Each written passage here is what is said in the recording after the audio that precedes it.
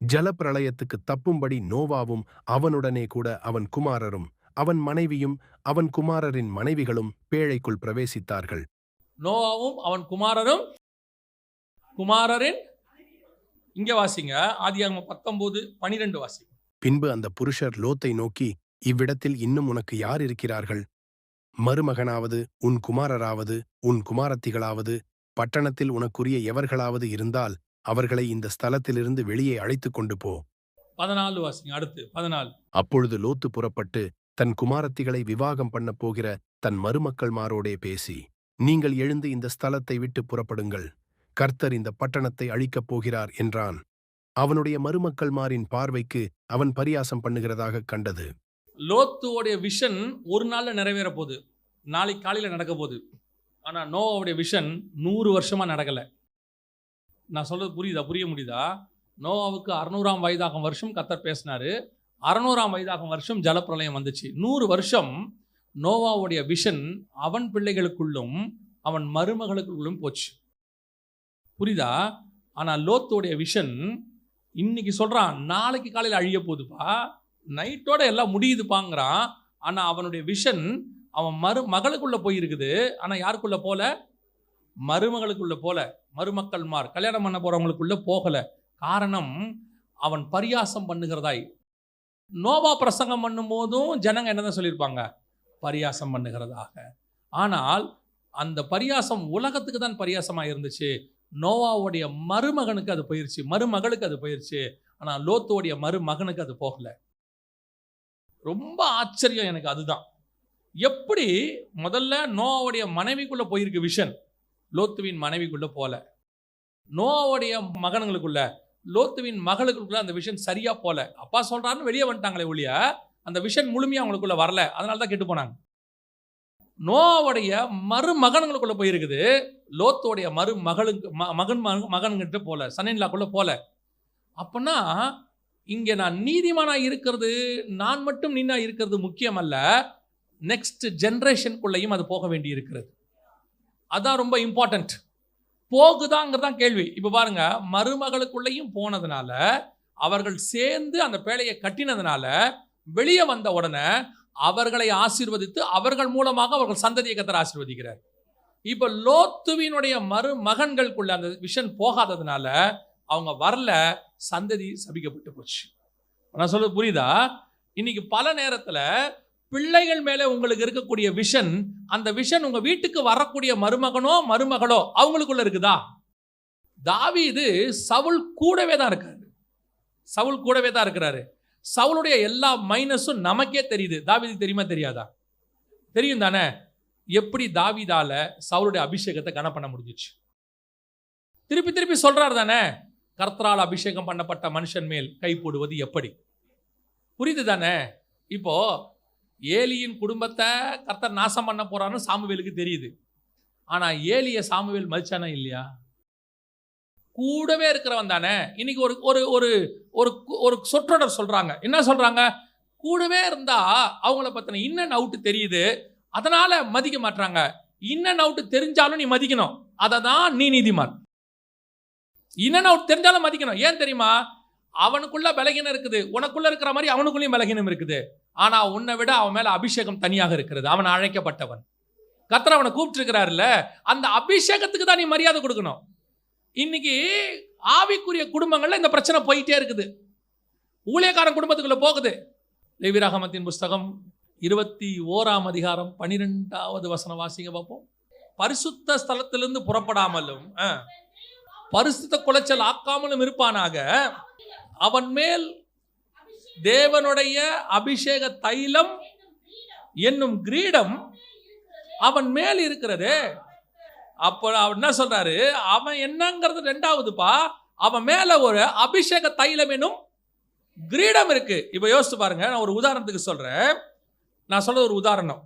இப்போ முதலமைச்சருடைய பையன் இருக்கிறார். முதலமைச்சருடைய பையன் இருக்கும்போது அவரு சட்டமன்றத்துக்கு போகும்போதோ அல்லது பொது மேடைகளில் பேசும்போதோ அவர் சொல்ற வார்த்தை என்னவா இருக்கும்னா, முதலமைச்சர் என்ன சொல்வார்? அப்பான்னு பேச மாட்டார். எங்க அப்பா கிட்ட அப்படின்னு பேச மாட்டார். நம்ம தலைவர், நம்ம இது ஒரு புரோட்டோகால். இது என்னது? ஒரு புரோட்டோகால். அந்த புரோட்டோகால் படி இப்போ அப்பா வந்து ராணுவ தளபதியா இருக்கிறார், பையன் வந்து அவர் கீழே ஒரு அதிகாரியா இருக்காருன்னு வச்சுப்போமே. அந்த இடத்துல மிலிட்ரி பரேட்ல வரும்போது அப்பா நல்லா இருக்கிறீங்களாப்பான்னு கேட்க முடியாது. என்ன பண்ணணும்? சல்யூட் அடிச்சாகணும். அப்பா ஜட்ஜா இருக்காரு, பையன் வக்கீலா இருக்காரு. அங்க வந்து பா நம்ம கேஸ் தான் அப்படின்னா வெளில போடான்றவர். நீ வீட்டுக்குள்ள எனக்கு அப்பா, கோர்ட்ல யாரு? கணம் கோர்ட்டார் அவர்களை தான் சொல்லணும், ஜட்ஜ் அவர்களை தான் சொல்லணும். You must give respect to that particular posting. அவன் மேல் அபிஷேக தைலம் எனும் கிரீடம் இருக்கிறது. இன்னைக்கு அந்த கணம் இருக்குதா? அந்த கணத்தை செலுத்துறோமா? ஊழியக்காரனுக்கு சொந்த வீட்டிலேயே மரியாதை இல்லை, இன்னைக்கு சொந்த பிள்ளைங்கிட்ட மரியாதை இல்லை. அவன் சொல்றான், எங்க அப்பாவை பத்தி எனக்கு தெரியும், உங்க அப்பாவை பத்தி தெரியும், ஆனா ஊழியக்காரனை பத்தி உனக்கு தெரியாது. ஏன்னா உங்க அப்பாவை அபிஷேகம் பண்ணி கூப்பிட்டது கர்த்தர், நீ கிடையாது. நீ பிறக்கிறதுக்கு முன்னாடி உங்க அப்பாவை கூப்பிட்டாரு. ஆபிரகாம் இஸ்மவேலின் பார்வைக்கு, ஈசாக்கு பார்வைக்கு எப்படி கெட்டவனாக இருக்கலாம், ஆனால் தேவன் பார்வைக்கு அவன் நீதிமான். ஆமா, அவன் தேவன் பார்வைக்கு நீதிமான். இஸ்மவேல் பார்வைக்கு அவங்க அப்பா யாரு? ஒரு துருத்தி தண்ணியை கொடுத்து ஒரு அப்பத்தை கொடுத்து எங்க அம்மாவோட கூட வனாந்தரத்தில் விரட்டி விட்டார். இவன்லாம் அப்பனா? அவன் தான் அந்த கேள்வி கேட்கணும். ஈசாக்காவுடைய பார்வையில் என்ன?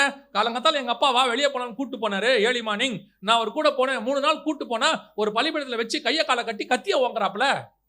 இவன்லாம் அப்பனா? இதான் கேள்வி வரும். ஆனால் பைபிள் சொல்லுது, உன் நேசகுமார் என்று பார்க்காதபடிக்கு நீ எனக்கென்று ஒப்பு கொடுத்தபடியினாலே நீ இப்பொழுது எனக்கு கீழ்ப்படுகிறாய் என்று அறிந்திருக்கிறேன். உன் மேல் உள்ளதான இந்த அபிஷேகம், ஆசீர்வாதம் உன் மேலும் உன் சந்ததியின் மேலும் வரும். உங்க அப்பா உங்களை கத்தி எதுக்கு தெரியுமா? உன்னை வெட்டுறதுக்கு அல்ல, அவர்கிட்ட அந்த ஆசீர்வாதத்தை வாங்கி உனக்கு கொடுப்பதற்கு. பல நேரங்களிலே உன்னுடைய தகப்பனும் தாயும் ஸ்பிரிச்சுவலாக இருக்கும் பொழுது நீ அவர்கள் உன் பார்வைக்கு கெட்டவர்களாக இருப்பார்கள். அவர்கள் செய்கிறது உனக்கு கெட்டதாக தெரியும், ஆனால் அவர்கள் செய்கிறதுக்கு பின்னால் தேவனுடைய திட்டம் ஒன்று இருக்கும். ஏன்? உங்க அப்பா தப்பானவனே இருக்கட்டும், உங்க அப்பா தப்பானவங்களே, அம்மா தப்பானவங்களே இருக்கட்டுமே, you must obey, you must give respect. ஏன்னா அவங்க மேல இருக்கிற அபிஷேகம் அப்படிப்பட்டது. இன்னைக்கு அந்த அபிஷேகம் நோவாவுக்குள்ள இருந்ததான அந்த தரிசனத்தை அவன் மகன்கள் மட்டுமல்ல மருமகளும் கனப்படுத்துறாங்க, வேலையை சேர்ந்து செய்யறாங்க. 100 வருஷம் நோவாவுக்குள்ள இருந்த தரிசனம் அவன் மருமகளுக்குள்ள போச்சு. ஆனால் லோத்துக்குள்ள இருக்கிற தரிசனம் பரியாசம் பண்ணப்படுகிறது. அவன் மருமகளுக்குள்ள போகல. இன்னைக்கு ஆண்டவர் அதைத்தான் உனக்கு சொல்றார்.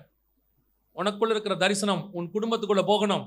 நான் மருமகளுக்கு சொல்றேன், மருமகனுக்கும் சொல்றேன், நீங்கள் ஒருவேளை ஒரு ஆவிக்குரிய குடும்பத்துக்குள்ள வந்தா உன்னுடைய மாமியாரோ மாமனாரோ உன் பார்வைக்கு கிழவங்க, கர்த்தர் பார்வைக்கு அபிஷேகம் பெற்றவங்க.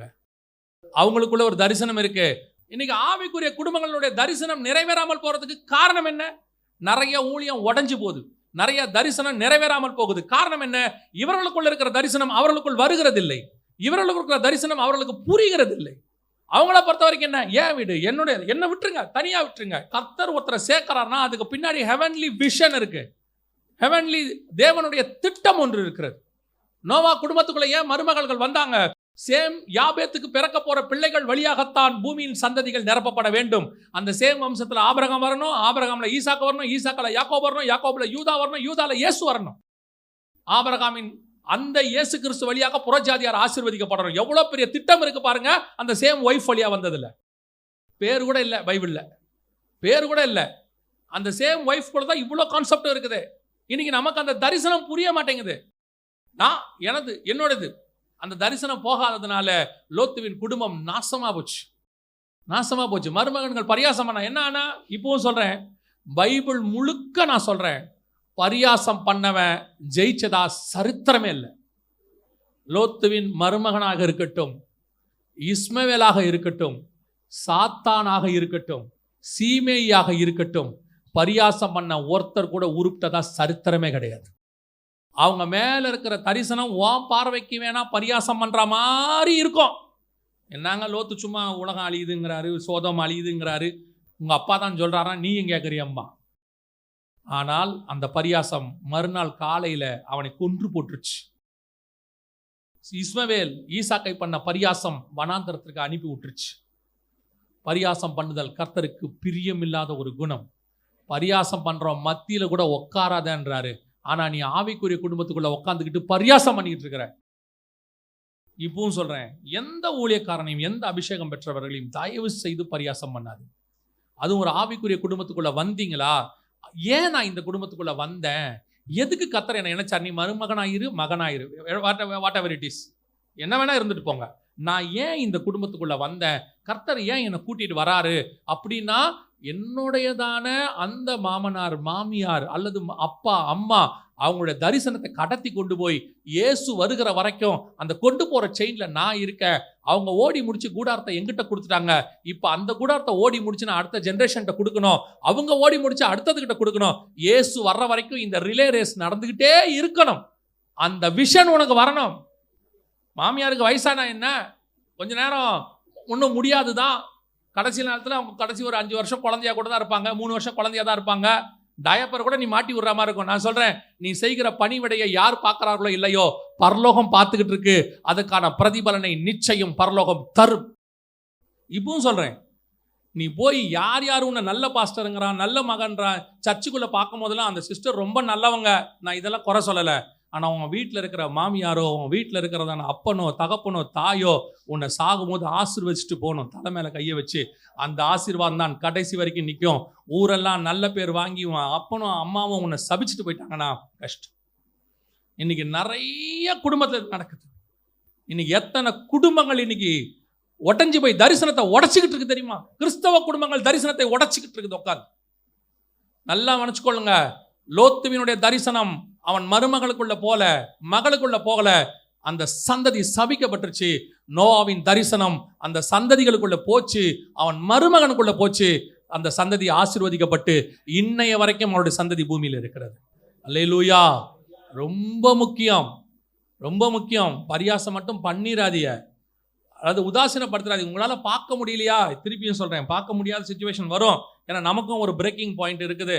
அந்த நேரத்தில் முடியலையா, ஒரு ஆளை போட்டு பாருங்க. நல்ல ஒரு கஷ்டம், ஏதாவது ஒன்று பண்ணுங்க. உங்கள் பிள்ளையா இருந்தால் பண்ண மாட்டீங்களா? உங்கள் மாமியாரும் உங்கள் மாமனாரும் கடைசி காலத்தில் உங்கள் பிள்ளைங்க தான் அவங்க. ஏன் பண்ண மாட்டீங்களா? பண்ணுங்க. அது ஒரு நாளும் உங்களுக்கு சாபத்தை கொண்டு வராது, ஆசீர்வாதத்தை தான் கொண்டு வரும். ஆசீர்வாதம் பூமியில் வருதோ இல்லையோ, பரலோகத்திலிருந்து நிச்சயமாய் வரும், கன்ஃபார்மாக வரும். ஒரு நாளும் கர்த்தர் கை விடவே மாட்டார். அல்லேலூயா.